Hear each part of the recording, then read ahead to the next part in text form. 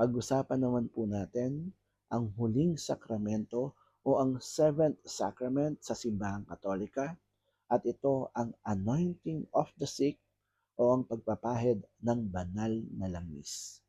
Bakit ba natin ito ginagawa sa simbahan sa ating mga mananampalataya? Ang gawain ito ay matagal ng practice ng mga unang lingkod ng Diyos.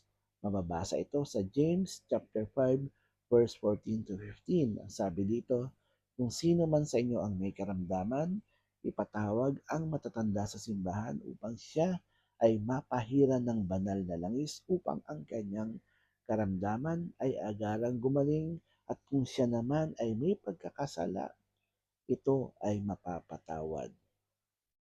Bago po ang Second Vatican Council, ang anointing of the sick, ang tawag po dito ay extreme unction. Ito ay maaaring ibigay ng paulit-ulit pero doon lamang sa mananampalataya na nasa bingit na ng kamatayan. After ng Second Vatican Council, nilinaw ito ng ating simbahan at ito ay tinawag na anointing of the sick o ang pagpapahid ng banal na langis. Hindi lamang ito ibinibigay sa isang mananampalataya na nasa bingit na ng kamatayan, ito rin ay ibinibigay sa sino mang may malubhang karamdaman. Maaari din itong ibigay sa isang mananampalataya na mag-undergo ng isang major operation.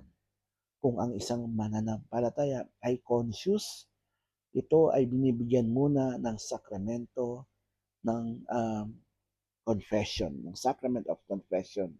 Kung ang isang mananampalataya naman ay hindi conscious, doon na ibinibigay agad ang anointing of the sick o ang pagpapahid ng banal na langis upang ang kanyang mga pagkakasala ay mapatawad na ng simbahan. Bakit ba natin ginagawa ito sa simbahang Katolika para sa ating mananampalataya? Dahil naniniwala tayo sa pagpapahid ng langis, hindi lamang ito nakagagaling sa ating mga pisikal na karamdaman, pinagagaling din ito ang ating espiritual na karamdaman upang tayo ay gawing handa sa ating pilgrimage, sa ating paglalakbay papunta sa ating Panginoong Hesukristo sa kanyang kaharian. Sana po nakatulong. Hanggang sa muli, Brother Paul po. God bless.